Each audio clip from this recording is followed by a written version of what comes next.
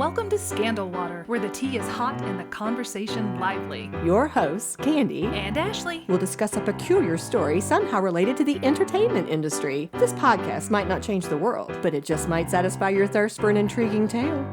Oh, it's that time of day. Tune in and hear what the ladies say.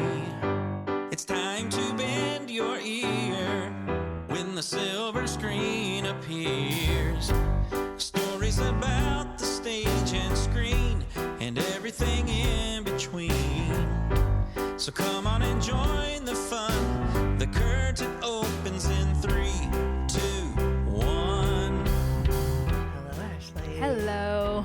This is going to be your favorite. Yes, I know it is. I can sense the excitement. Oh, I am so excited. Yeah, we are moving into our probably, what do you think? Do you think this is the biggest Western that we're going to be in terms of popularity? I don't know, because the others are so popular. Yes. And this one might be a little lesser known, but it was a stacked cast. Most of my notes Yes. are just exclamation Unbelievable points cast. of who comes on screen. I was so excited. Yeah. And I mean, this is one you hear a lot. Like if you Google best Westerns, many, many times you will see Tombstone mentioned as one of those names. And I had never seen it. Never seen it. Always wanted What? to. I had never seen it. Oh, I thought this was one that went. No, Okay, this see, was I can't my keep them straight. No, this is my first watching of this, and after the passing of Val Kilmer, you know, they had a lot of tributes to him, and they mentioned this, and it had always been on my register of wanting to see. But you got to remember when this came out, which happens to be the greatest year of cinema, 1993. When I saw that, I was like, my first question was, will it be a part of the greatest year in cinema? My answer, yes, Yeah, 100% so you yes. were a big fan. But I was 13. I was not watching these type of violent Right, movies. right. Jurassic Park was pretty violent, but that's what I was watching in Yeah. 93. And then it just didn't happen because Right. I didn't see it. So when this came up, I thought, I've always wanted to see this. This is a reason to watch it. Val Kilmer's, it's actually the film that gave me the idea that we should do Westerns because I wanted to watch this. So I had a thoroughly good time. I enjoyed myself. Well, good. We're going to be Richly. talking a lot about it and why it is so widely acclaimed and beloved. But first, you gave actually a nice little segue to what I thought we would use as our hook or our teaser, if you will. Here is a short clip from a little conversation that was held at a Comic-Con many years ago. Okay. Well, what was it like working with that cast? Because there was everything from people that were already big stars to people that were on their way up to becoming big stars. Yeah, that was a testimony to the writer again, Kevin Jarre, because there were, I think, 8 or 10 of the guys in it had already been leads in movies, big movies, and it just because the Westerns are so rare, and which is odd because everybody always loves them, but then they just, Hollywood, unless they've just been a hit, then they just say, no one will go, and then another hit comes along and everybody goes. But it was a lot of fun, except pretty early on we had lots of drama because the director was the writer, and he was a brilliant writer, and then he had nothing left to direct with. He just didn't have a flair for that job. So everybody knew. I remember the first shot.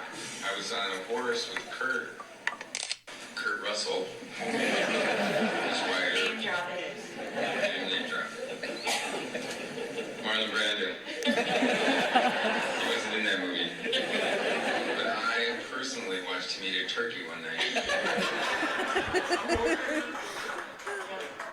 Okay, that wasn't the best sound quality because it was just somebody recording at a Comic-Con, but clearly that was Val Kilmer. Yeah. And I wanted to play it for 2 reasons. Number one, so much personality. Like He that was did. Val, right? Yeah, that was Val funny. working an audience. And also, if you could pick up what he was saying, I know it was a little difficult to make that out, but he was talking about some drama on the set I saw of this that. movie. So we'll get into all that. But I thought that would make a nice little teaser. On to our summary. You know I love a summary. You do love a good summary. Yes. Yes. Well, first I will say, this was an R-rated movie. Oh, yeah. You've already given us the year, 1993, 2 hours and 10 minutes. Do you know this came out the year after Unforgiven? 1992 was Unforgiven, and then yeah. 2 years earlier was Dances with Wolves. So they were having a slew This of was a thing. positive, a slew of like loving the Western Yes. in this early 90s. Yeah, and think about what you just said. 3 huge names that are still very popular and well reviewed to this day. But Val mentioned that this was written by Kevin Jarre, and we will come back to that whole issue of the direction because that is super complicated. But here is a summary that I ran across in a recent Collider article entitled The 50 Best Westerns of All Time Ranked, which was updated just this past January. They, by the way, ranked Tombstone as number 31. And Okay. here's what they said about the film. A sleek and stylish Western that was strikingly modern upon release and has endured admirably with its immaculate cast, Tombstone has to be the Huckleberry of every 90s Western fan. A dramatized retelling of Wyatt Earp's exploits, it follows the famous gunman as he and his brothers settle in the Arizona town of Tombstone, where they find themselves opposed to a band of outlaws known as the Cowboys. The ensemble cast features A-listers like Sam Elliott, Bill Paxton, Powers Booth, and Michael Biehn alongside Kurt Russell. But it was Val Kilmer's portrayal of Doc Holliday that was the true scene stealer. It really was. His chemistry with Russell is sensational, with the bond between Holliday and Earp a defining element of the film's brilliance. Triumphant, rousing, and imbued with gritty fun, Tombstone is a hallmark of Western entertainment in the 1990s. Agreed. That was a pretty good summary. And a review all rolled Yeah. into one. So let's talk briefly about our history. You've already shared that this was your First viewing. First viewing. You had no other background with it. You hadn't None. heard things about Nope. it. Nope. The only thing I had heard from it was the quote, "I'm your Huckleberry," which I had always thought was what Doc Holliday said to Wyatt Earp. But he doesn't. Right. He doesn't say it to him. And when he said it the first time, I was like, wait, I always thought that he was saying it to his friend, like, I'm your guy. Yeah, I'm I'm here." the one. Yeah. He says it to one of the bad guys. Uh-huh. Both times that he says it. Yeah. He says it to the bad guy. Oh, yeah. And he says it with attitude. Yeah. Little That was my snark. biggest shocker to it. And my second thing that I came away is falling in love with his portrayal of Doc Holliday. I can see why everyone loved it. Oh, He was yes. magnificent. He really was. He was. And both him and Gene Hackman almost stole the movie Yes. from the people that the film was about, which is Kurt Russell and Clint Eastwood in the other one. But it was like these side characters just made me hungry to see more of the film. But I will say that I think it was Val Kilmer, something I read. A lot of what Kurt Russell did is because of the tea that you're going to give us about the director, because Val said he sacrificed his role for the greater good of the film, because that Kurt was doing a lot of the behind the scenes work. So he wasn't able, I guess maybe he wasn't able to be in it as much as he originally was supposed to, because he was helping keep this thing afloat. Yeah, absolutely. We're gonna So that was talk interesting. about that. Yeah. But also, I love Kurt Russell. I have never been disappointed by Oh, Kurt really? Russell in You're a a big film. fan? I am, and it's not something that I think that I am. I don't think about like, oh, I love Kurt Russell, but every film I've seen him in, he is delightful, and I just want to watch him. Oh, well, that's a nice compliment to him. I hope one day he hears it, like he'll care. But Yeah. there you go, Kurt. Well, I will say, again, this wasn't my genre. So I saw it when it first came out, I think, and I was like, okay, yeah. Again, it's my pattern throughout this entire month. Yeah. I have appreciated it much more on my rewatch. Yeah. Part of it because of my approach and the way I'm looking at it. Part of it, in this case, because of my experiences. I'm You so went pumped there. about this. Yeah. I'm beyond excited. I have been holding it in. Yeah. But here's the deal. A couple years ago when we visited Arizona, I got to go to Yeah. Tombstone. You guys heard me talk about it. I shared it in what was our episode where we talked about our trips? I where don't remember. We just shared about stuff we had done. Yes, and Yeah. I talked about going to Tombstone, how delightful the town was, getting to see the reenactment of the gunfight at the OK Corral, going into Big Nose Kate's saloon where I met the delightful Yes. owner, Steve, all of that. That set the tone and it gave me more of an appreciation for the history. And then just a couple of weeks ago, Yes. Kirk and I went out to Arizona to visit our daughter Kennedy, and we stopped at Prescott. Never heard of this little town yeah. before, but as we park, it was Memorial Day weekend, and I start walking up to where we were going to check into our hotel, and I see like this little square. I guess it's kind of like a city park square area. It's set up. It's like an arts fair kind of deal. And I'm seeing all these paintings that have the classic photo, the silhouette of the Tombstone actors. Yeah. You know, that classic Is that where they scene? shot it? Well, here's what and happened. Hey, everybody, here comes the rain that we were promised during Unforgiven and then didn't show up. And now it's here. So you're going to hear some thunder and stuff, which is going to set the mood. Yeah. That was supposed to be said during Unforgiven. Well, But go ahead. Talk about Prescott.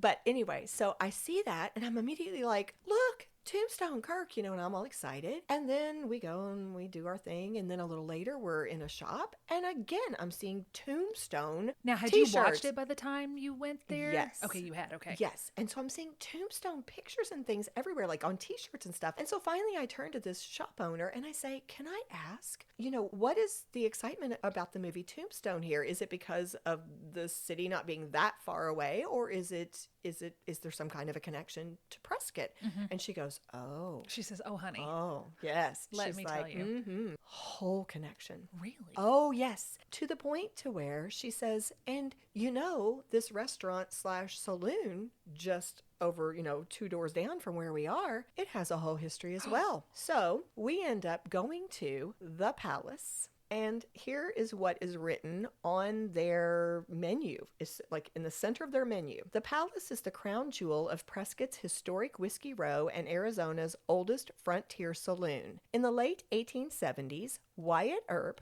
Virgil Earp, and Doc Holliday were esteemed patrons. Virgil was Prescott's town constable. Built in 1877, the palace was destroyed in the Whiskey Row fire of 1900. However, the original bar and lower back bar were saved because our patrons picked them up and carried them across the street and sat drinking their whiskey while watching the row rest of it burn. Oh, mercy. Today, the palace maintains the history, grandeur, and Wild West atmosphere and attracts visitors from all over the world. I want to go now. Well, we sat down. We were seated. We just randomly seated. I have a picture of Kirk, our little table area. We were up against kind of the, like the little wall that was built, and it had Big Nose Kate written on That's our so little wall. cool. There was like little historic things were in bookcases and stuff. I immediately was like, Kirk, I'm going to have to buy a t-shirt. Of course you Yes, are. Is that and- what you're wearing? Well, here's the thing. I go up to buy the t-shirt and it's their biggest weekend, he said, of the year, basically. Like, this is a huge weekend for them. They were like sold out of everything I wanted. Yeah. And so this shirt is delightful, but it wasn't the one I was asking about. He gave it to me free. Stop. I What know. a good Look at guy. this. Oh, I love it. I know. So I'll show you. The silhouette That's cool. is on their menu. That is and- cool. And it's also on, I've got a picture as I enter their swinging door to the palace, and the Tombstone fellas are it's right so there in the cool. entryway. So it's cool. everywhere. It's everywhere. Kirk bought a glass that has the Tombstone silhouette on it, Oh, I and it wanna says go. the palace. So it was a very cool experience. And all of this has made me even more excited about this movie. So I'm ready to go. You're ready. I'm ready to go. I know you've shared a couple of thoughts already about the movie. Let's share a few more. Anything else that stood out from your first watch that you want to bring out right now? Well, I want to talk about something in the writing immediately. So talk about a brutal opening. What a brutal. We see who the Cowboys Oh, are, yes, and we we see do. what kind of business they mean, which is no good. I mean, Oh. they kill this whole little bridal party. And drag the bride off. Oh, it's awful, awful, yes. awful. And then, in contrast to that, the first time we see Wyatt Earp / Kurt Russell, he has what's called the Save the Cat moment, which is where you show your hero doing something heroic so that we immediately know this is the hero. In that, somebody is beating a horse, and you haven't seen him for more than 3 seconds, and the first thing he does is go over to the person beating the horse and slap that person and say, "Doesn't feel good, does it?" So you're like, okay, this is a guy who's about justice. To me, that's what I saw. Interesting, because I noticed the same thing. Mm-hmm. And then I went, But then he immediately goes into the saloon, runs off the guy. Billy but Bob Thornton. so that he Can can take over. take over and Yes. get his cut. Yes. And I went, he's not all good. He's This is not all not good. the white-hatted hero. And then later, Billy Zane talks about him and says he has the look of both predator and prey. Yes. And I went, ooh, this is not the hero Wyatt Yes, Earp. This yes. is going to be a multi or, two-dimensional, three-dimensional, Multifaceted. whatever, multifaceted character who is dynamic, who's got more going on, not just this like stereotypical hero. Yeah, his brother was actually more heroic. And I read in the trivia afterwards, it says, honestly, Virgil was probably more of the heroic type figure, but the only reason we know more about Wyatt is because he was better at promotion. We're going to talk about that. Oh, We're going to good. come back after the break before Okay. we end and talk about a little bit of the truth versus fiction. Okay. And we'll talk about what Wyatt did to promote himself. Okay, interesting. But I just Yes. thought it was a really cool way to show here's the bad cowboys, and you're supposed to root for this guy, although we're going to also show you that he's not all good either. Right. But our first impression of him was he's got goodness in him because of the way he defends the defenseless horse. Yes. And it's interesting because I think it is a credit to a movie when it's supposed to be based on truth. I know that I'm engaged when I immediately want to start Googling what is Yes. true and what is Yes, false. me And too. that tells me that there's something about this movie that is resonating with me if I'm interested enough that I want to find out. Yeah, there was- And I did. Like, I think I even paused the movie to start Googling some That's things. exactly what happened to us. There was a couple times where we were watching it where weather caused the buffering to pause. As it's buffering, I'm literally Googling stuff going, what is this? What is this? And here's a quote that he says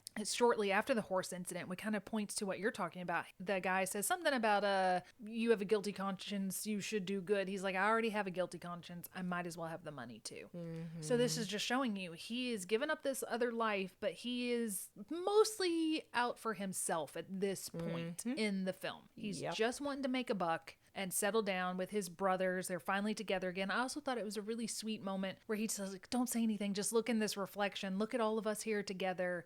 Look at this happy moment. And his focus is on, I want us to be together. I don't care what happens to anybody else, which of course does not last. Right, right. Which brings me to one thing, which I'm going to say it's just one of those things that kind of bugs me. It's just, I think how Westerns were. Women really have no role in Westerns. No. That's just how it is. And they also really had no role in life if you lived during that time period, probably unless you were maybe a wife or something. And, you were caught up in your own life. But Yeah. in terms of being respected or valued or given any kind of an elevated status, it probably wasn't going to happen if you lived during that time period. And in this movie, I was a little disappointed because I'm like, this cast is amazing. And look at all these wonderful male parts. And what do the girls get to do? Nothing. Show up, stand in a mirror, and now y'all just go home. And the only time we saw them is if they cried because somebody died. Although I will say that Virgil obviously really loved his wife. The two, now we find out that Wyatt and his common law wife don't really get along. There was a lot of complexity there. But the other two brothers seem to sincerely love and be faithful to their wives. So I'm going to give in the them way back. it was portrayed. Yes. You mean? Okay. Yes. Yeah. So I want to give that credit. Yeah. Well, so the females didn't have much of a role, but the male parts in this movie, goodness, so many great actors. I did the same thing you did. I mean, within the first few scenes, I'm like starting to list, like, wait a minute, this is Yeah. unreal. Who Yeah. am I seeing? And it was Yeah. just person after Yeah. person after person. Did you recognize Billy Bob Thornton with all that I weight? did, I but only I- recognized his voice. I was like, that sounds like Billy Bob Thornton. I had to look it up to make sure that it was him. They said he ad-libbed a lot of those lines. Yeah, it was just a who's who. It was. And what I liked about the Billy Bob Thornton scene is because when we're introduced to Doc Holliday, Billy Bob comes out. I don't remember his character name. He comes out and he's got a gun and he's going to shoot Kurt Russell for Wyatt Earp for what he just did to him. And Doc Holliday just says, well, hello there. And he talks to him. And then they keep talking and you show that he's just standing there with the gun. And then Doc Holliday says, well, I forgot you were there. You may go. And they say, leave the gun. And he says, he puts it down and he goes to hand it to him. They're like, no, we're going to make you set it on the ground. We're going to further humiliate you. And he says as he leaves, thank you. So he was showing up to kill him. And I showed the scene to my mom later. I said, this is how to handle a bully. They just showed they ignored him, humiliated him, and then dismissed him. You may go. I forgot you were there. Yeah. Man, Doc Holliday's part. he was cool. Just his stage presence, and I think the example you gave is just kind of symbolic of just how he was in general in that film. He controlled everything. He was just so in control at all times. Despite being so so gravely ill. So sick. Yes. I loved his role. One thing that was pointed out, that this was something I read, it wasn't my thought, but I latched onto it and I loved it. Somebody said that they really enjoyed that in this script, the gunfight at the OK Corral wasn't the end of something. It was the start. It was kind of inciting. It was like this, it was the beginning. And I was like, ooh, that's such a good point. It is. I like that. And I jotted that down because I thought it was He good. winked at Thomas Hayden Church, and Kurt Russell's like, oh no, we're going to have to fight. Which was Val Kilmer who did the wink. Like that was his idea. Yeah. Let's talk about the movie. The popularity. I mean, honestly, we think of it as being just hugely popular, but it did have some mixed reviews from critics the beginning. Okay. In the beginning, when it first came out, it was a box office success, but there was, a little bit of mixed reviews in the beginning. And then over the years, it has developed this cult following. And now people really think of it as a classic. Ooh, did you hear that? I did. It reminds me of that. Sorry, I'm going to jump out of the timeline, but that lightning storm in Tombstone, that was terrifying. That was really scary. Yeah. So even today, the IMDb rating is 7.8 out of 10.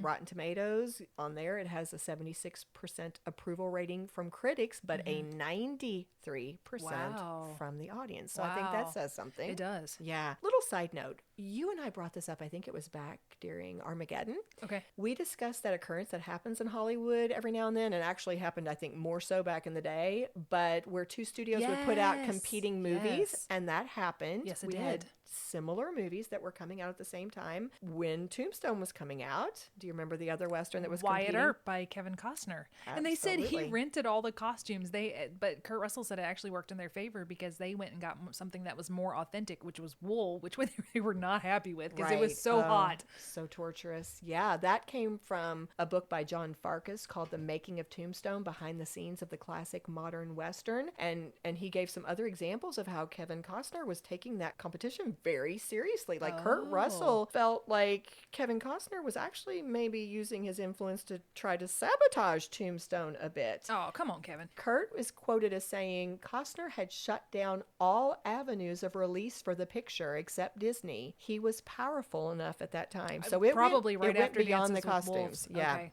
Yeah. But in terms of their box office numbers, Tombstone won. It was smaller budget. They only had $25 million to make their movie, but they brought in more than double what Wyatt Earp did, according to an Entertainment Weekly article. Wow. And Wyatt Earp had a much larger budget. They had $63 million to work with, and they actually brought in much less than they put out. Wow. I know. So it was a big disappointment for Kevin Costner. Let's talk about the setting. I found this article on a site just called the Old West, and it was focused on sharing 6 of the Tombstone filming locations. And here is a quote taken from the introduction to that article. The majority of the film was filmed in Mescal on a movie set located about 45 miles east of Tucson and north of the real Tombstone.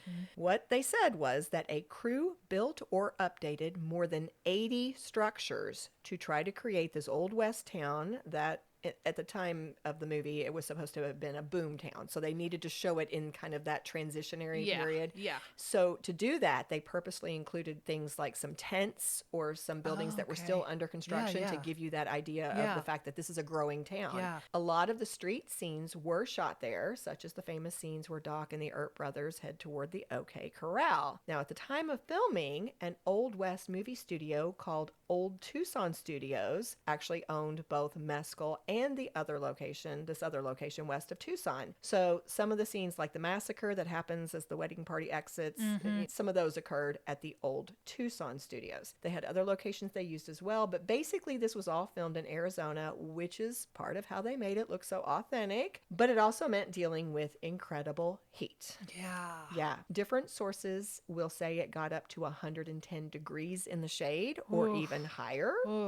And a Screen Rant article said, now George Cosmatos, we haven't talked about him yet, but he ends up directing the film. So it says, with George Cosmatos insisting on historical accuracy, the wool suits they wore were so hot as to be safety hazards.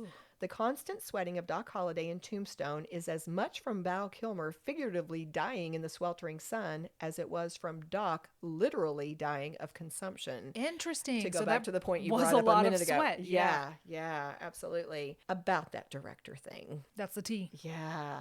So I know you've been reading about this too, so feel free to jump in. But we've already said Kevin Jarre was the writer. He was also the director until he was removed from the project and replaced by this George P. Cosmatos fella who was known for different things, but one of them was Rambo First Blood Part 2. So the primary reason this happened was that Kevin Jarre had no prior directing experience, and the script, you know, it was basically too long because he had put all this detail in it and he didn't really know how to go about filming it, considering that they were already basically, you know, behind schedule from the beginning, and you were going to have to cut some stuff. Like you can't do this whole script, but as the writer, He didn't understand wanted that, and he to wanted do to. the whole script. Yeah. He didn't know how to cut it. So Sam Elliott spoke briefly about this in an It interview. sounds like he should have done a mini-series. Like, Maybe. that guy would Yeah. have been better at a mini-series rather than trying to cut this down to a 2-hour, 14-minute movie. That's a good point. It probably would have worked much better for him anyway. Okay. But Sam Elliott said, "It was brilliant and painful at the same time. Kevin Jarre wrote a brilliant script for it. He directed the film for a month before he was taken off the picture because he just clearly wasn't a director. I knew that first day I watched him work on the set when I got over there. But because his buddy was a man named Jim Jacks, one of the film's producers, who is now deceased as well as Kevin, Jim stuck with him and he lasted a month.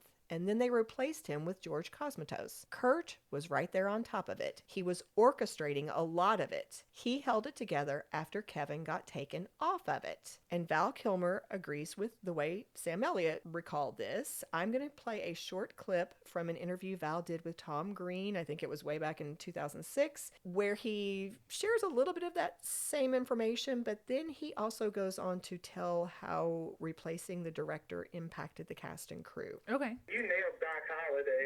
That's the best portrayal of Doc Holliday I've ever seen. Well, thank you. It was very well written. Kevin Jarre wrote it. It was actually very, very tough because we lost him as a director. Usually if a director gets replaced, it's in a couple of weeks. They didn't replace him for a whole month, and they didn't give us any extra time.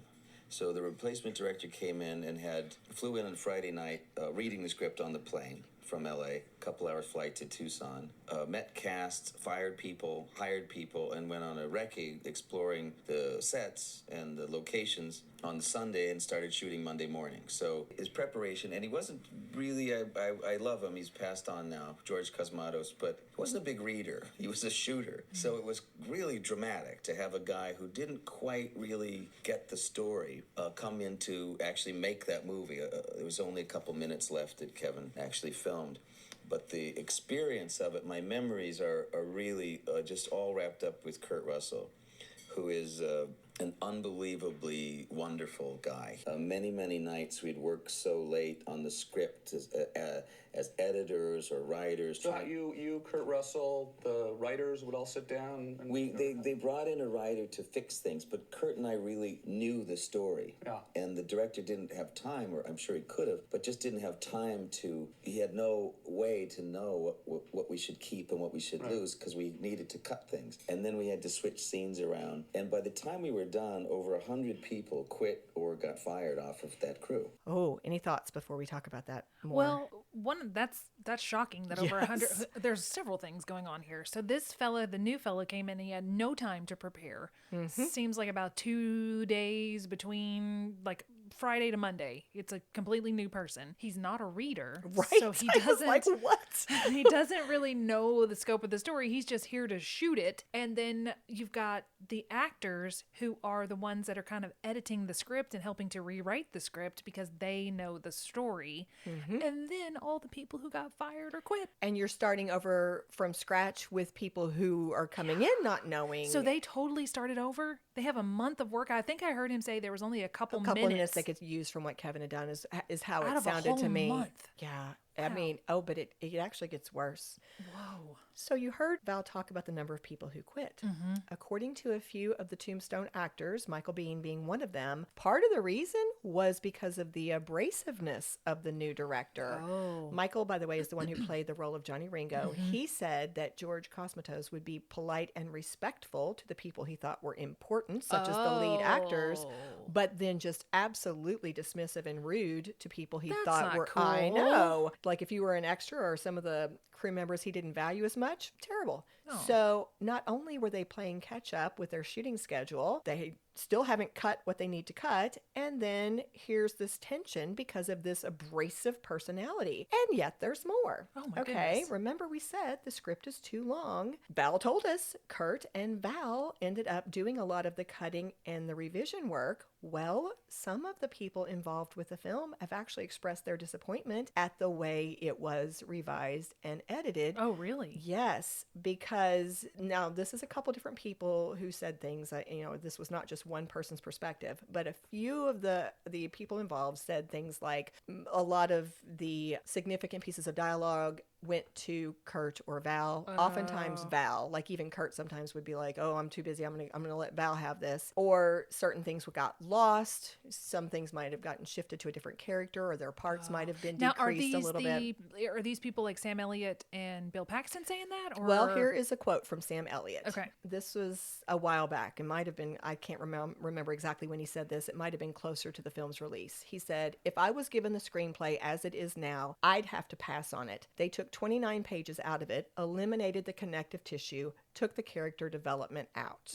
Okay. So he was really disappointed in some of the ways it was changed, and he was disappointed in how his character changed from the original script. So there was some lost character development. Some people thought that a few of the like he said, the connective pieces, some of the explanatory pieces didn't necessarily make it over. And again, this is even in the trivia on IMDb. Some of the actors were a little bit upset, thinking that Kurt and Val's Kind of parts- became the stars. Yes, absolutely, and that their roles were decreased.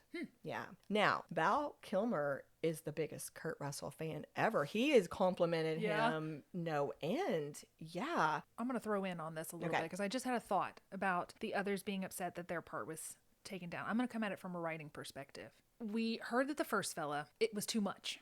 But it was probably a fuller story. So there probably was all of this exposition, and we had the time, or we had the material to develop all the relationships. So I can see reading the first one, you would see all of this stuff. When you go to cut it, they probably had to make that decision of who are we going to focus on, because we've only got 2 hours and some change to tell this story. It is Wyatt Earp's story. This is from his perspective. I would expect that his character would get the focus, and it's about his friendship with it's about his relationship with his brothers, but it's also about his friendship with Doc Holliday, and Doc Holliday has some pretty important moments in the film. So I think when they were, and it's also the two of them doing the cutting, so they're thinking about like, well, here's our characters and our characters are this or that. I think they probably just did it not so much from an ego perspective, like we want to be the stars, but they were thinking we have to focus on somebody, and this is who this particular story is about. Does that make sense? Yeah, and I mean, I don't know. I wasn't there, and I'm not trying to criticize them. No, I I'm mean, not just either. I'm sharing just trying to think of I wonder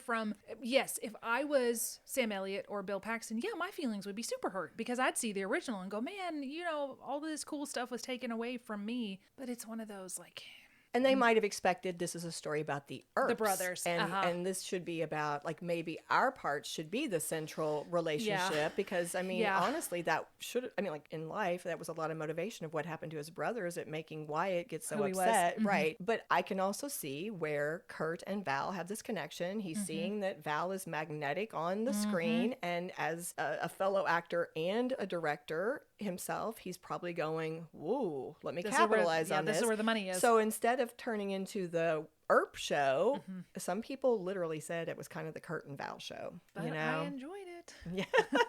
So I think it was the right decision. And I'm going to say, just to kind of throw in another comment, one of the things that I thought was amiss, I felt zero towards the relationship between Wyatt and his new love interest, played by Dana Delaney, who I like. But I didn't feel it was a zero, but I felt like I felt like he was trying to avoid any chemistry. Like he kept trying to be a good husband. And I read that they did shoot a romance scene between the two of them early on, and the director was like, I don't want to do that. I don't want to make it something where he just brazenly cheats on his sort of wife early on. Well, and I'm not saying I needed a scene where they You're were just saying you interacting. didn't feel I'm it. saying I didn't feel any chemistry. I didn't understand like in some movies I believe it when like there's even like a glance in that first meeting that they click. I didn't ever get any clicking. Like I was just like, but I definitely saw Kurt and Val click. Like I'm not, I mean Yes, I'm that like was the real true love this of his was life. the bromance. Yes. Like this movie was about their Yeah. relationship. Yeah. Just to kind of follow this train of thought, Val and Kurt were, I don't know how quickly their friendship formed. I don't know if they were friends prior to this movie or if it all happened during feel this like it was experience. during this. Yeah, but I mean they remained tight friends until the very end, and Val was always so complimentary of Kurt. In a blog post back in 2017, Val was talking about this experience of revising the script with Kurt, and here's just a little piece of what he wrote. He, talking about Kurt, and I worked so hard, I eventually moved in with him and slept on the sofa when Goldie wasn't in town, so we could use the extra 20 minutes writing or going over a schedule, etc. And I got all the best lines, and he knew it and still laughed and joked every single day. So I think it just probably happened. They saw like, oh, this Doc Holliday character, he's going to be a winner, and they just probably started throwing things his way. Yep. And that means other people had to suffer when you've got a cast of about It was a big old cast. 25 name actors. Yep. Yeah. Well, on that note, let's go ahead and take a break. And when we come back, we will talk about the cast more because we have already been doing that, but a little bit more, and also the truth versus fiction. Ooh. We love our sponsors. They help make our podcast possible, but we also know that some of you prefer to enjoy your tea without any interruptions. Well, if that's the case, you'll be excited to learn that you can now listen to Scandal Water free of sponsor ads on Apple Podcasts for only $4.99 a month. Or $49.99 a year. The best part? By subscribing, you'll also receive access to our exclusive bonus content. To sign up, just go to Apple Podcasts and search for Scandal Water Podcast, and you'll see the link. Thanks for helping us keep the tea brewing. Cheers!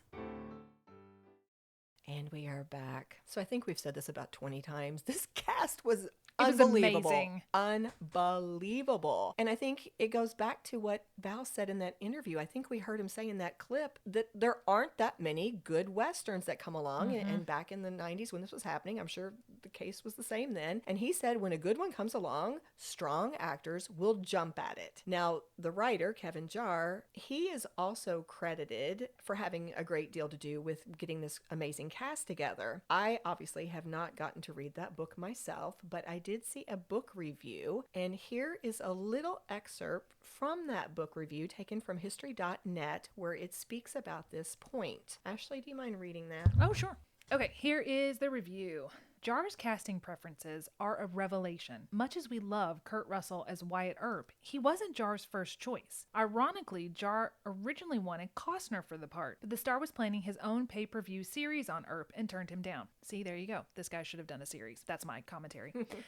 Back to the review. The writer then set his sights on Irish actor Liam Neeson, with David Bowie in the role of Doc Holliday. That would have been interesting. At one point, Brad Pitt agreed to play Earp with Johnny Depp as Doc. These are all fascinating pairings. I I'm sorry, know. okay.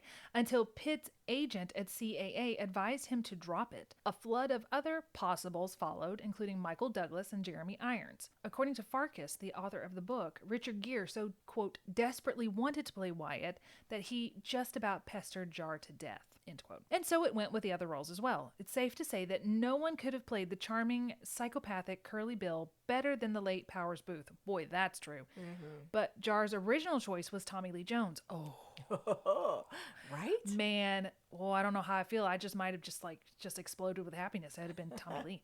Okay, as for the extras, Jarre insisted that those who played cowboys have their own period outfits, weapons, tack, and horses, and really know how to ride. He put them through rigorous tests, grading them on a scale of 1 to 5. From the hundreds of applicants, he chose. See? Isn't that amazing? Yes. Do you have any information on the fella who played Fred? Fred's the one that gets killed.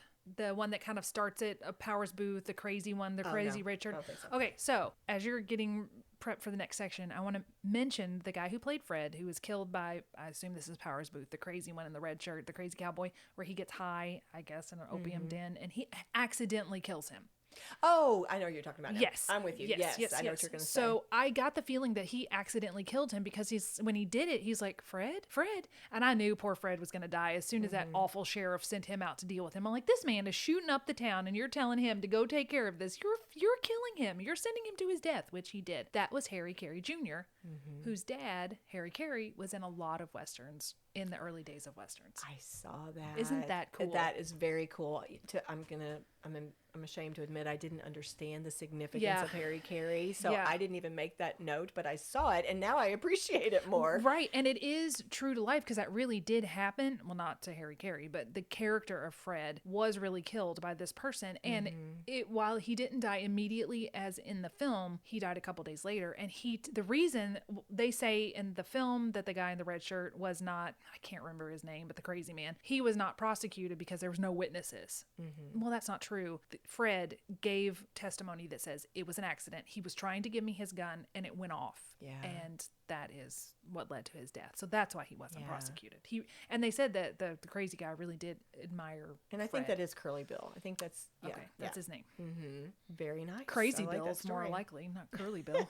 So there are too many. We can't spend a lot of time on this. We're going to have to move quickly. So, Okay. So we'll move quickly, and then you jump in if you have like a story or something you Okay. want to share. Robert Mitchum. Of course, Robert was Mitchum, the the narrator. That was my last. I thought they couldn't impress me anymore. They couldn't delight me anymore. I watched the whole credits, and at the end it said, and narrated by Robert Mitchum. I was like, Robert Mitchum! It just was the last. Over the top. It was over the top. Charlton Heston. Charlton Heston was I know, there. I know. I was like, what? And then yes, I know. I was emotionally spent. I couldn't handle Yeah, it. it was just craziness. I'll state the obvious first. We know Kurt Russell played Wyatt, Sam Elliott was his older brother Virgil, and Bill Paxton was the younger brother Morgan. Who's a tie-in to our last, Twisters. We just featured him. Absolutely. We've already mentioned Curly Bill. So Michael Biehn again was Johnny Ringo, Thomas Hayden Church, Billy Clanton, Jason Priestley. I saw him. As Billy Breckenridge. I was like, I literally did like a double take. I'm like, is that It was. that 90210? He was supposed to have a bigger part and his got cut down.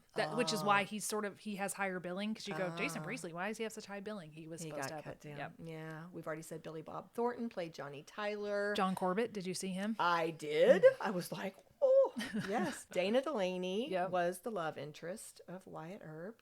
John Locke from Lost. I don't know his real name, but he was the one that tried to get Kurt Russell. And I was like, John Locke, it's John Locke. His name is Terry O'Quinn. Terry O'Quinn, and yes. that was the mayor role. Yes. John Tenney played the sheriff. John Tenney, some people will know from The Closer. Charlton Heston's character was just this brief appearance. His name was Henry Hooker. That's the character role. Billy Zane played a Shakespearean actor friend of the love interest. By the way, I don't think we said her name. Josephine Marcus was the character. The females, I'll just mention Maddie, Wyatt's wife, was the one Who who I thought looked like Kate Hudson, which was a little weird to me. I thought she looked like Kate Hudson. I was like, oh, that's a little weird. Well, that was actually Dana Wheeler Nicholson. And the other two wives were Paula Malcolmson and Lisa Collins. Those were the actresses who played those roles. Okay. Joanna Pacula played Kate, Big Nose Kate, Doc Holliday's girlfriend. And we've already said Val Kilmer played Doc Holliday, but we're about to say a whole lot more about that. According to IMDb, some years after the death of Doc Holliday, Wyatt, these are the real people right now. For just a second, we're focused on the real people. Wyatt was quoted in an interview as saying, Doc was a dentist, not a lawman or an assassin, whom necessity had made a gambler, a gentleman whom disease had made a frontier vagabond, a philosopher whom life had made a caustic wit, a long, lean, ash-blond fellow nearly dead with consumption, and at the same time the most skillful gambler and the nerviest, speediest, deadliest man with a 6-gun that I ever knew. Wow. That's what Wyatt Earp said about the real Doc Holliday, and Val Kilmer took it and nailed ran. He it. did. That could be describing the Val Kilmer in that film. Absolutely. I was like, wow. So even if, Doc Holliday himself was just an amazing person, and then you give that role to Val Kilmer, and it's just everybody recognizes it, I think. I'm generalizing, but I think most anybody would say this is one of Val's best performances of his career. A Rolling Stone article said this: all due respect to Kurt Russell, but director George P. Cosmatos' retelling of the 1881 gunfight at the OK Corral would have been just another Western without Kilmer in the scene-stealing role of Doc Holliday. As the tubercular dentist, card sharp, and gunfighter, the actor gave a magnetic Oscar-worthy performance. The fact that he wasn't nominated remains one of the Academy's all-time flubs. His roguish Holiday, in between coughing up blood, was instantly quotable too, adding lines like, "Say when," "I'm in my prime," and most famously, "I'm your Huckleberry," to the lexicons of wannabe cowboys everywhere. The way Kilmer slurred the one-liners to underscore Holiday's illness and perpetual drunkenness added an unmistakable air of vulnerability to the character too, not to mention loneliness. When a fellow gunslinger asks Holliday why he's so loyal to Russell's Wyatt Earp, he says it's because they're friends. "Hell, I got a lot of friends," the man says. Doc's reply: I don't. I don't. I know. He says, Wyatt Earp is my friend. I got lots of friends. I don't. Wow. So at that same Comic-Con convention, Val Kilmer was asked how he created the role of Doc Holliday. Now, he had quite a bit to say, but I'm going to let you hear just one little piece. What he shares in this particular clip is focused on his speech, his language, and how he reached out to a dialect coach to help him with that. He's really a great guy named Tim Monick. I called him up, I said, I need a dialect of a Southern aristocrat that's, it's dead because they all died in the Civil War. He goes, I got it. I said, no, let me go on. He goes, no, I got it. And he sent me a tape. I'll try and do it without laughing. This is how this guy talked for real. Tim, it's wonderful that you asked me to visit today. It was so slow that, first of all, just everything he said was hilarious. Just because when you talk that slow, everything is just funny. But he was a socialite and a big guy in the theater from Georgia. And that's where I just started just listening to this one tape all the time. Isn't that funny? That is funny. And I had also read that it kind of worked. I think it was his idea to make him more Southern gentleman. And they said that would have been a little bit accurate because that I believe Doc Holliday was a distant relative of Margaret Mitchell, who wrote Gone with the Wind. So there was a little bit in the literary tie-in as well. Yes. Well, in that little clip, we cut him off, but he went on to talk about having some relatives who lived in the South. He talked to them. He went to this horse trainer / historian who talked to him about how to ride. And he said a lot of his character development was in the writing. He gave credit to that screenwriter again because he described Doc as being written as a very funny character on the page, but also very mean. Now, it was interesting too because this came from other people as well. I didn't hear necessarily Val talk about this in the interview, but lots of different places, different sources would talk about how Val was kind of method, Oh yeah, I bet. Yeah, and he would do things like, for example, this was on Facebook, and I believe it was his Facebook page where it talked about, it was, in his words, "When I died in Tombstone, I laid on a bed of ice so I would shake and feel weird." Yeah. It worked. Yeah, he would do things like that. So it worked. He's right. It worked. So another thing I want to talk about that death scene is I thought it was beautiful. I thought the dialogue was beautiful. I wrote down one of his lines. He says, "There is no normal life, Wyatt. There's just life. Now get on with it." I just thought it was so if you ever cared about me, if you ever loved me, get up and leave now. And I thought it was so sweet how they were playing poker and he was playing it for him and he was saying, "You win," and all. It just showed their friendship, and it really showed that these two were the platonic loves of each other's lives. Like they loved each other and they were deep, true friends. And I think he didn't want him to see him die. I think he just is like, I don't want you to see me do this vulnerable thing. And at the end, I didn't understand this because I guess I missed the line. But when he looks at his feet, these are supposedly the real last words of Doc Holliday, which was, "Ain't that a thing?" or something, because he died with his shoes off, which he had always said he was going to die with his boots on. I just thought it was so beautiful. I thought so too, and I think it kind of goes back to what we said before. It underscores the point that their relationship had become the most important part of this film because he lost Morgan. Yeah. And at one point we thought Virgil might be Yeah. gone. Those didn't make me emotional. As much as this one did. They didn't make me emotional at all. Really? No, I mean, Ooh. I was like, I was caught up in it, but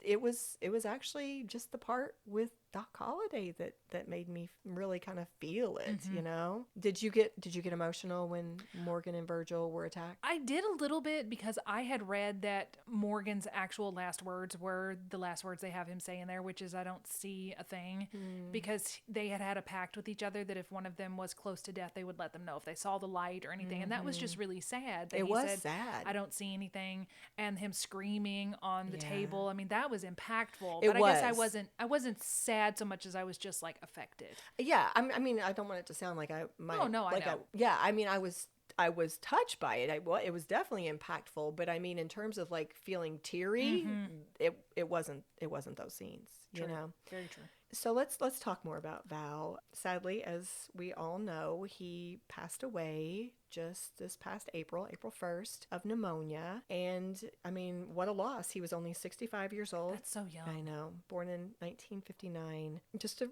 quickly touch on some things, you know, he had made a name for himself, of course, through many performances, not just Tombstone. Some of the standouts people I think would call out would be Top Gun, and then Batman Forever, Willow, The Doors, where he channeled Jim Morrison. I mean, there were so many. And the one about with the lions, The Ghost in the Darkness. Oh, That was yes, a good one. Yes. A People magazine article said he had noticed a lump in his throat in 2014 and had even had to cancel a one-man show he was starring in because he was losing his voice. He was having trouble. But it wasn't until he woke up one night in 2015 vomiting blood that he got it checked out and was diagnosed with cancer. He underwent a tracheotomy, chemotherapy, and radiation, and he said in interviews that he did a lot of praying, and for quite some time Val appeared to be in remission, but then it started progressing again. In the meantime, in 2020, he wrote a memoir entitled I'm Your Huckleberry. I want to read it. Which speaks to what this role meant to him, and yes. what it meant to his legacy, or how he regarded it, I think. And then there was a documentary about Val. Did you know that? I did. Our friend Liza recommended it to me, and I have not got a chance to watch it yet, but I want to. Yeah, it came out in 2021, and Val's two children, Mercedes and Jack, were heavily involved in that project. As I know we discussed it back when we did our Top Gun 2 episode, we talked about absolutely just being so touched, so thrilled that he was able to make an appearance in that movie. I mean, that just was just amazing. But even after that, which I think was the last project I could find. I think that was his last film. Val continued to be artistic. He created art that he sometimes sold on his social media accounts. And he would sometimes, he would interact with people, with his fans on social media. So he continued to be active and out there and artistic until the very end. But I think I should discuss, it would be remiss if I didn't mention, there was also this side of Val. You know, one of the things that comes up about him is that he did have a reputation for being a bit quirky and sometimes difficult to work with. And some of the things that people would say were that he would stay in character all the time, and that could get a little weird or awkward. Sometimes he was said to be rude or argumentative and maybe even aggressive with it. But he responded to some questions on Reddit about this towards the end. And one of the things he said was that he regretted not being a little bit more agreeable. I'm paraphrasing, but basically in this comment that I read, he said that he had always cared more about the artistic integrity of a role. And he had got kind of caught up in that. He'd gotten caught up in that, and he didn't always want to bother to play nice with some of the higher ups, like the people who were in charge or the people who were financing the film. And he said that he realized looking back that he could have been happier on set, a little more pleasant on set, which would have made the experience more pleasant for everybody, you know? His daughter Mercedes also made a comment about this in a People magazine article that was updated after Val's passing. Quote, an actor's actor who says he, quote, approached every role with everything I had, Kilmer got a reputation within the industry for being difficult, though he continued to work steadily. Some of it is an incorrect portrayal of him, says Mercedes. He is very private, and he's such a serious actor. When he's at work, and even when he's doing interviews, he comes across very seriously because he's in his professional mode. That makes sense. That was, her comment. And just as a little side note, some people think that it might even go back to the fact that Val was accepted into Juilliard when he was only 17 years old. Yeah. So from the time he was very, very young, this was something that was drilled into him. You know, you take your art, you take your art seriously, and you know, this is how you approach things. So basically, his daughter's response is he just was taking it seriously, trying to do his best. He said the same thing. It was just trying to really give it his full artistic abilities, but he regretted not being maybe a little nicer. But going back to Tombstone, I mean, Kurt could not say better things about Val in that movie. The two of them had an amazing filming experience together. While doing my research, I never ran across anybody who said anything negative about the way Val acted during Tombstone. Okay. I couldn't find anything that said that he was hard to work with in that film, which I think is lovely. It is lovely. Just a fun little side note. Kurt and Val were so close. They remained close over the years, but they were so close at the end of filming that they each gave each other a little gift. I'm glad you're telling this. Okay. Do you want to tell it? No, go ahead. Well, an interview with GQ, Kurt shared that one of the things that he gave Val was a burial plot in Boot Hill Graveyard in Tombstone, Arizona, which is a cemetery where a lot of famous figures of the Old West are buried. So Kurt said, quote, "I give Val this present, and he looks at me, and he turns to his driver, and he says, 'Give it to me.' Because what I had gotten Val was a plot at Boot Hill. What Val had gotten me was an acre of land overlooking Boot Hill." That is so perfect. I know. And the article went on to say, Doc Holliday was all about death, but Wyatt's all about life. I know. Man, that's cool. All right. Well, I love that they remained friends to the end. They were a bromance in the movie. Yeah, they were. They were a bromance in real life. Yeah, they were. Kurt went to visit Val in person just a few years before he died. I mean, they were still friends to the very end. Which brings us to the final part that we're going to talk about, which is just a little bit on the truth versus the fiction of this movie. So to start, I'm just going to play a brief clip from the American Heroes channel. It's just this little episode where they share a few interesting facts about the real Wyatt Earp. Many of the famous Western heroes and villains were hanging around in California at the time that Hollywood was getting going. Wyatt Earp settled in Los Angeles in the last years of his life and became a bit of a fixture around the movie business. John Ford made great westerns, made silent westerns, and Earp would come visit those John Ford sets. Earp talked to John Wayne and made an impact on Wayne. And Wayne says, this was a man who had actually done the things in his life that I was trying to do in a movie. I imitated his walk. I imitated his talk. I know who you are now. And I know why you quit the Cimarron country, too. The threatening, slow way of talking and that John Wayne drawl that was imitated by so many. But of course, he was imitating Wyatt Earp. My father said he basically plays Wyatt Earp. When he has to play a sheriff or a leader or go into something, he goes in like he's Wyatt Earp. The Western is the perfect palette for that American stoicism. It was that romantic challenge of the West, which, as we know, was anything but romantic. It was harsh. It was short-lived. Lives were short. Disease was rampant. Violence was the vernacular of the day. And ultimately, he can trust nobody except himself. That is the Western. There was your John Wayne connection. I know, that was so cool. When did you bring that up? Was it at the beginning? It was in the True Grit episode where I had heard that John Wayne had based his walk on Wyatt Earp. Yes. But I didn't know it was his talk too, his speech as well. Yeah. And this also touched on what we said earlier. Wyatt Earp inserted himself in Hollywood. Isn't that amazing to think? Because we think of Wyatt Earp, the time of Wyatt Earp, of being so long in the past, but he was there for the beginning of Hollywood. And can you imagine those two things overlapping each other? That's wild. It is wild. It is crazy. And what is so interesting is, back to the point that we made earlier, the legend is that Wyatt Earp was this moral, heroic person. Like that's That's who he wanted us to think he was. Yes, it goes back to Hamilton, who lives, who dies, who tells your story. Mm-hmm. And he got to tell his story to the people who are making movies and writing books. He got to tell his version of his story. Yes, exactly. In fact, I did not do a deep dive, but my understanding is Wyatt Earp had plenty of his outlaw days before he decided to become the peacekeeper. This is one of the things I Googled after the film was over. He was married, well, sort of married. He was married once. His first wife and their child died when she was pregnant.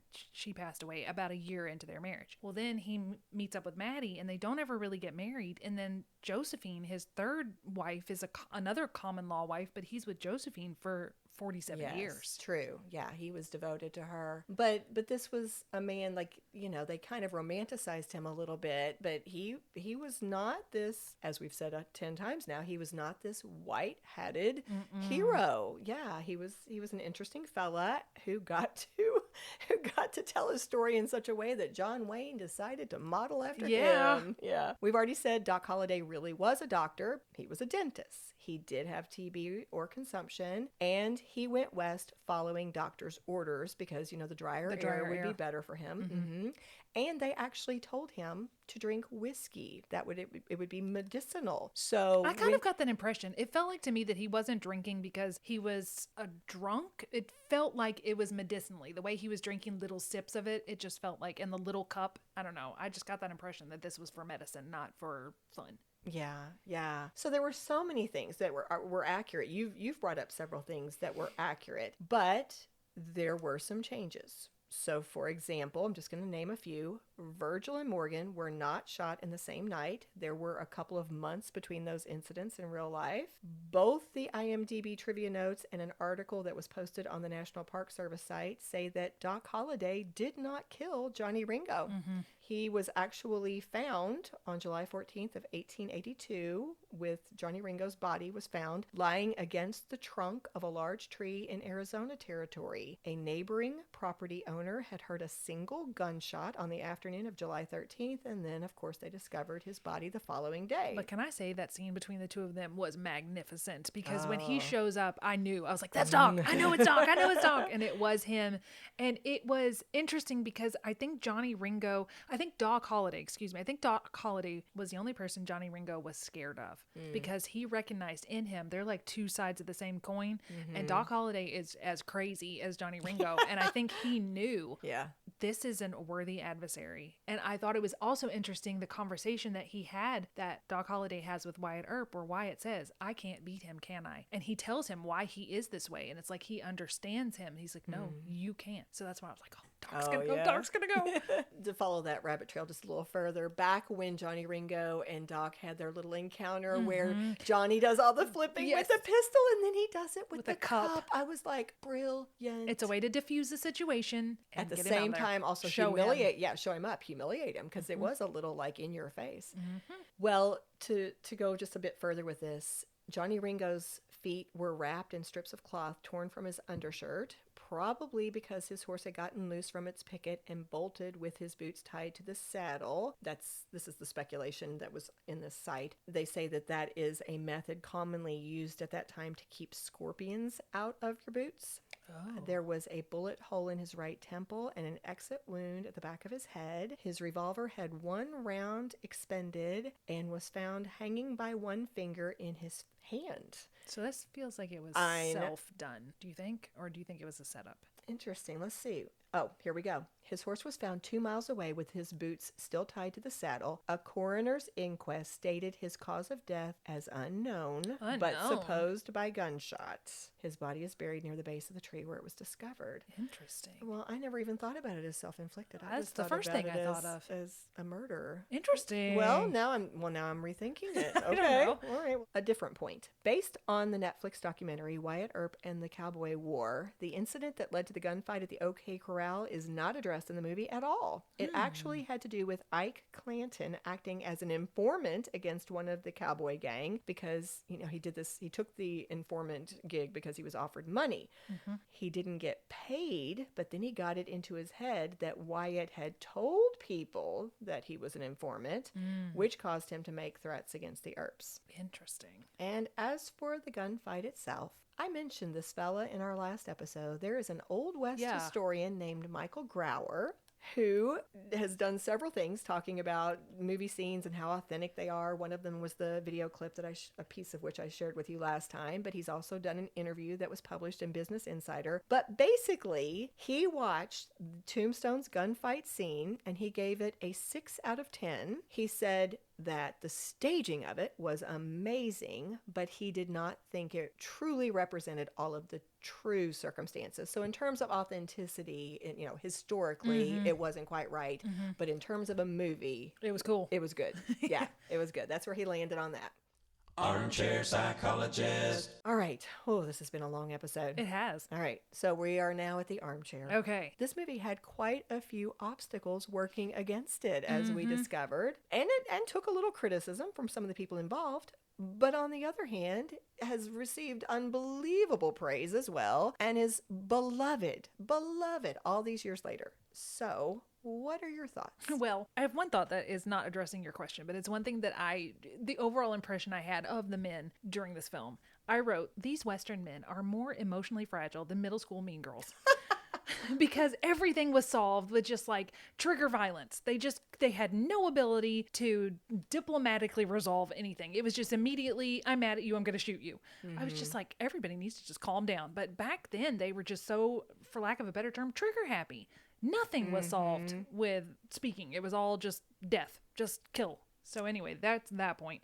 Well, can I actually jump in? Yes, you because I didn't pull this clip, but you just reminded me of it. That same Old West historian, Michael Grauer, he says in one of his little video clips that, I think we heard it actually last time, that you did not have guns flying loose all the time in towns. Most towns had very strict rules, and it was only the outlaws who would have the guns, or peacekeepers, that they weren't everywhere, right? Right. He also said that whole quick draw thing was a myth. He said that believing that people could do a quick draw and be accurate is just a fallacy. Like, you can't do it. And his example that he gave was even Doc Holliday, who had such a great reputation for his shooting, would sometimes do a quick draw and miss the target altogether. He said that we think that this is a thing, and the Old West movies portray it to be a thing. But it's not a thing. But in reality, no. Well, maybe just the Hollywood version of Western men, but I was just like, guys, yeah, let's talk this through. I know. No, your point is still valid. No, your point is still valid. Fewer funerals if you learn to communicate. Right. So, okay, back to your question, which was, again, remind me, it's like, why is this film so beloved even though it had so many troubles? It was troubled, but then it also, like, people love it. I did love it. I gotta say, at the end of it, it gave me that same feeling that True Grit did, which was, I wanted to learn more about them, which I had never been interested in Wyatt Earp before, or Doc Holliday, any of that, but I immediately wanted to learn more. I immediately wanted to visit the places. I wanted to go there. I wanted to feel the atmosphere.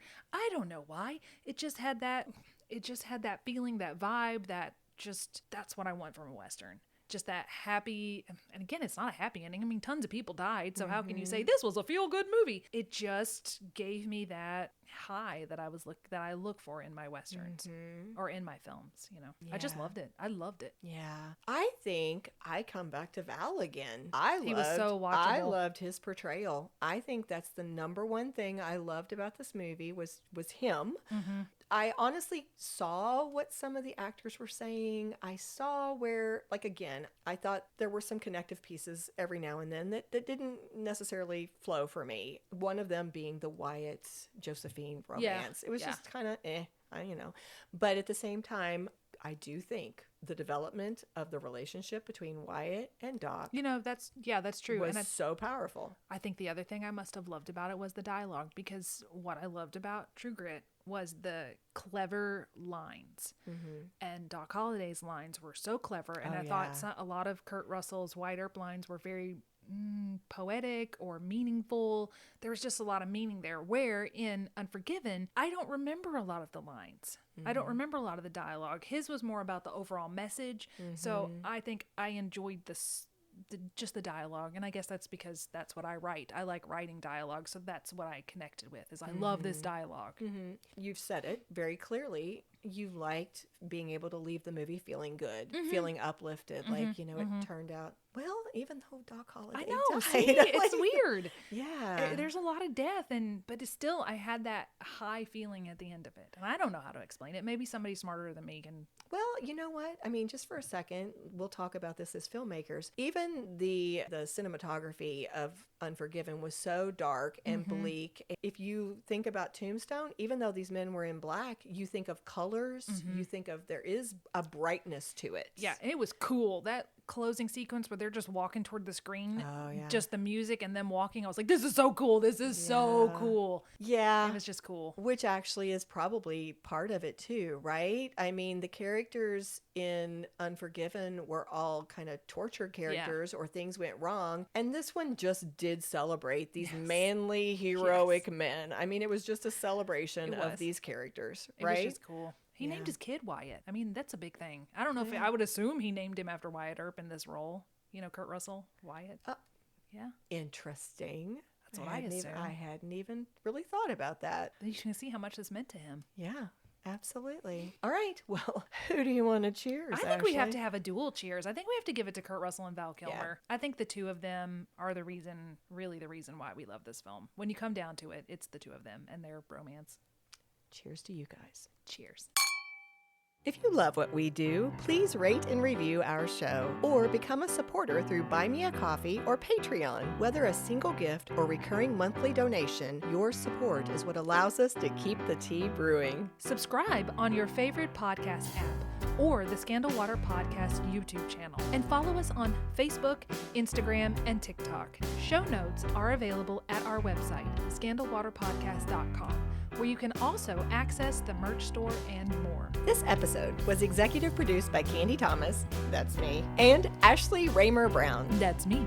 It was researched and written by Candy Thomas and edited by Ashley Raymer Brown. A special thank you to Josh Martin, who wrote, composed, and performed the Scandal Water theme and other music, Matt C. Adams, who created the artwork, and Joshua Reeve, who designed our website and provides ongoing technical support. As a reminder, this podcast is purely for entertainment purposes. The thoughts and opinions of the host during each episode of Scandal Water are their own and do not reflect the opinions of any future guests, advertisers, or clearly professional psychologists. Thanks for listening.